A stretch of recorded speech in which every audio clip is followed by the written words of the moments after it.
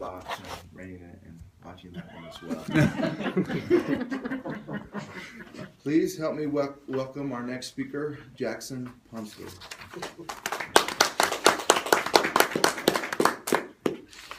Thank you, Mr. Toastmaster.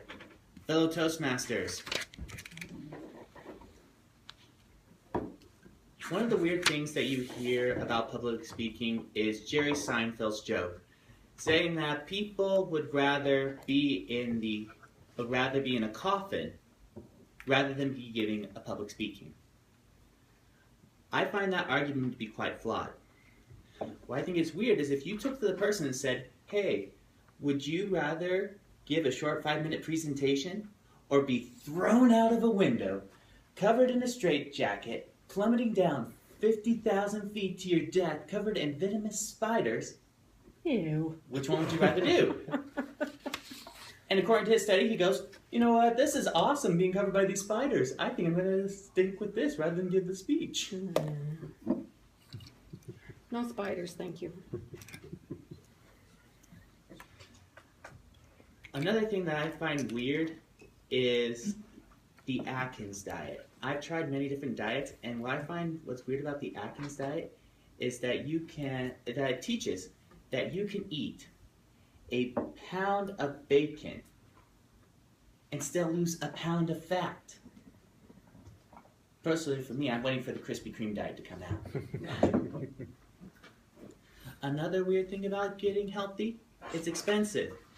I go down to Walmart and I say, oh, I can buy a Hot Pocket for $1, or these box of Pop-Tarts for $2, or I can buy this whole bag of oranges for $8. Sorry, oranges.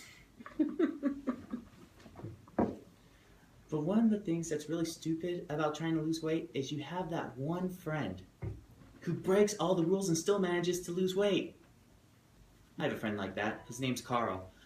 I go and work out an hour. Carl goes and he buys himself 2 large Little Caesars pizzas and eat it. Come to the end of the month, I have gained 2 pounds. Carl has lost 5. I want to have Carl's luck. But instead, I want to be with money. I want to be so that if I go to Las Vegas and completely lose all my money and have $1 left, more than likely I would pull the jackpot of the slot machine. I would later go to a dilapidated house and be like, oh, screw it, I'm going to buy it.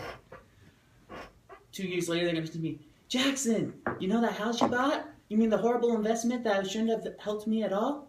Well, guess what? There's oil underneath it. Another stupid thing I find is when people make comparisons about twins. I am a twin myself, and I hear all these things.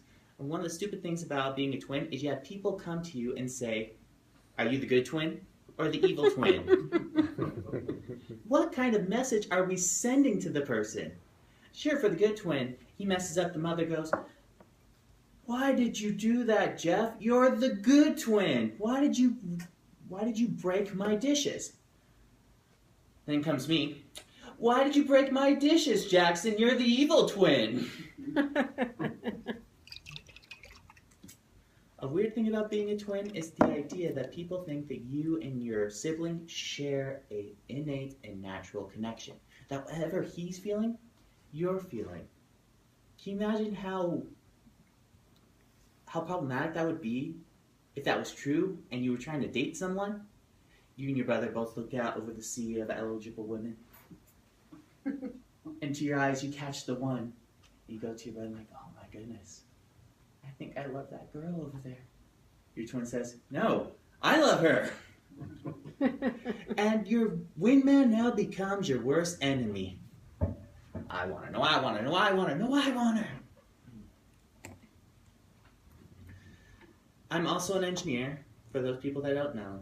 And one of the hard things about being an engineer is when people expect you to be an engineer when you go home. I go home and my wife says, sweetie, can you please fix the router? Sweetie, the sink is not working. Sweetie, you have to fix this the electrical circuit here with this toy or whatever it is.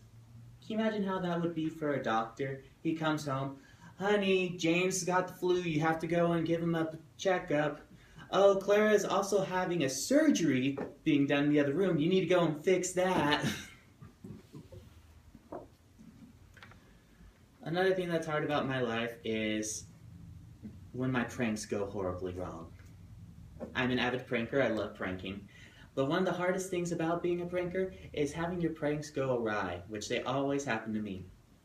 I once had a great idea for Halloween. I figured I would scare these kids by dressing up as something scary and go to the door with a bowl of candy.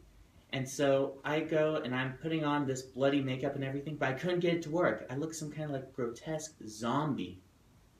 And I figured that's not going to work. I need something simple. Go downstairs to my basement, I find a Terminator mask and a Grim Reaper cloak. And I'm going out, and when the doorbell rings, I go out and I have this punch bowl full of candy, and these kids are all captivated.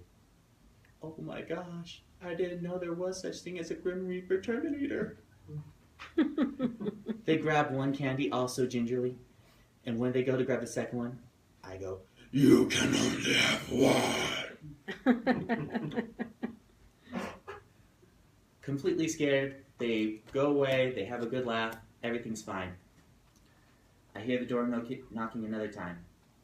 I open up the door, and when I stare out, I see a 3-year-old little fairy princess who instantly begins to drop her bag and cry. Aww. Way to go, Me, Jackson. being the brilliant genius that I am, I take off my mask, exposing my horrified makeup, and saying, "I have candy!" In life, we all have instances where we see weird or stupid or hard things in our life. That's how we get paradoxical laughter. Thank you very much.